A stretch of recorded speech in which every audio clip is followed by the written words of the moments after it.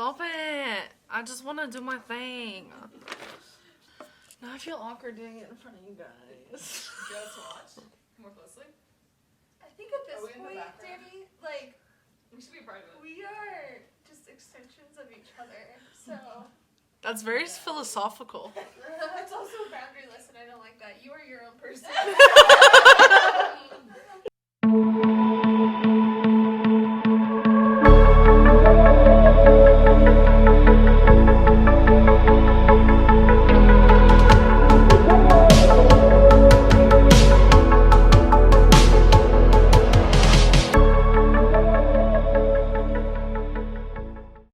Hey guys, it's Danny. Welcome back to my channel where I make videos to foster joy and bring people together. Today I'm going to be talking about how I went 45 days without any social media. Without Facebook, without Instagram, Twitter, whatever it is, whatever you go on, whatever your platform is, I went 45 days without it. So today I want to talk with you about the pros and the cons of what I experienced from doing that myself.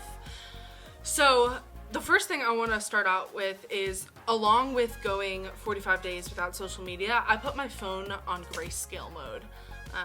Now it's back to normal colors, but originally it was on grayscale mode, which kind of goes like this.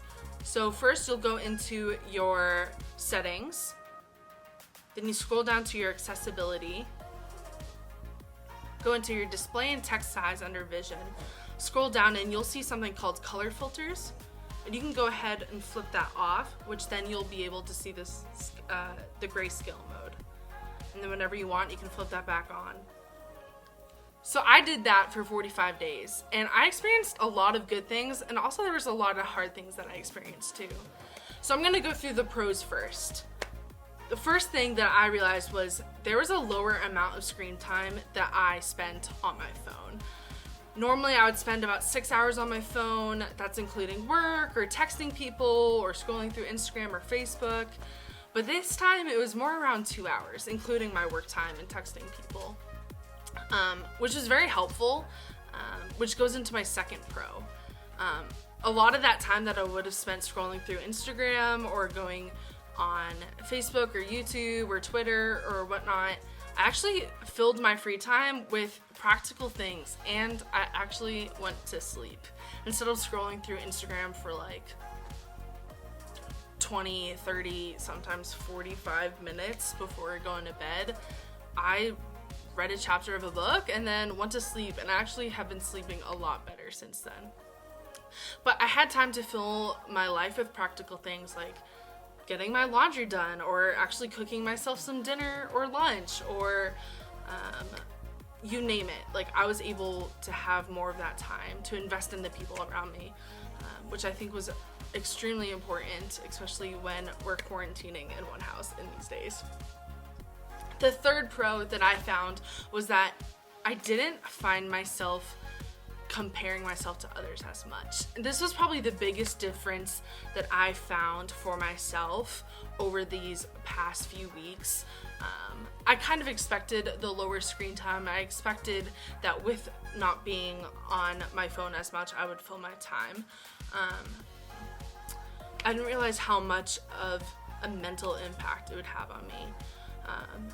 Most of the time as I'm scrolling, like even like unconsciously comparing myself to other people and their lives and thinking, oh, they had so much fun, or they've traveled to this place, or look at them hanging out with these friends, or just even comparing myself to like me a few years ago and like, oh, look at this time when I was in college or whatnot. And I think I didn't have as bad of a self-image as I think normally I would have. And I didn't have FOMO as much.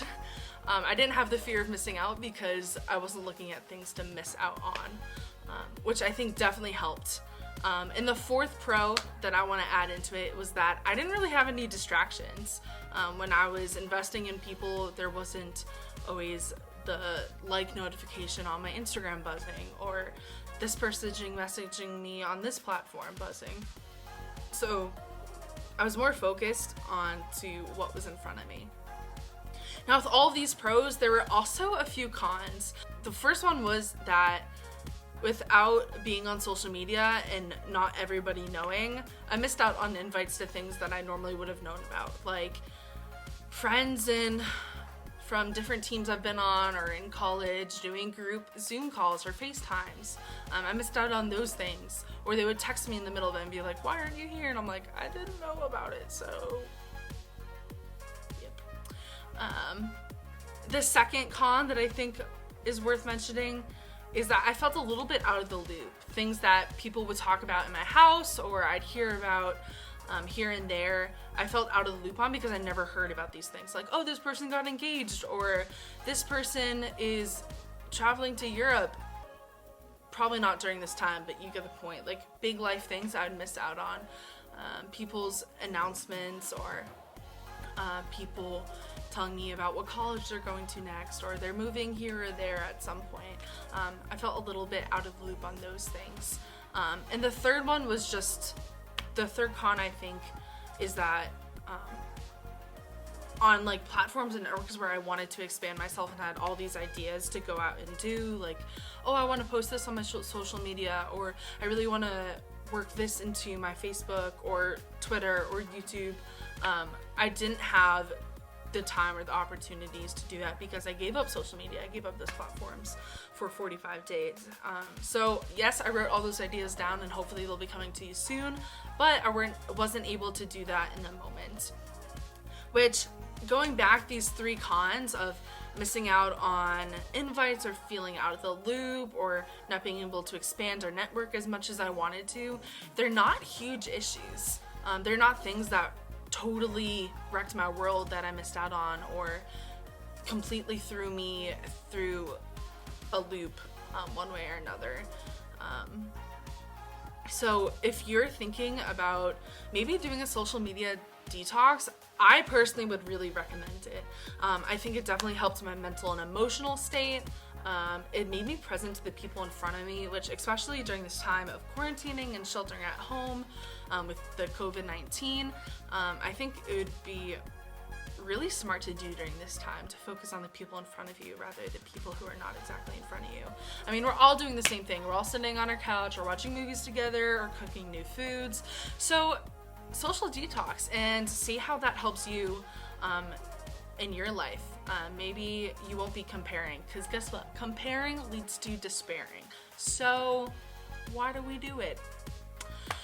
So guys, that's what I wanted to share with you today. I hope that you got something out of this. If you liked what you saw, if you liked the content, go ahead and hit like or comment down below what you want to see next.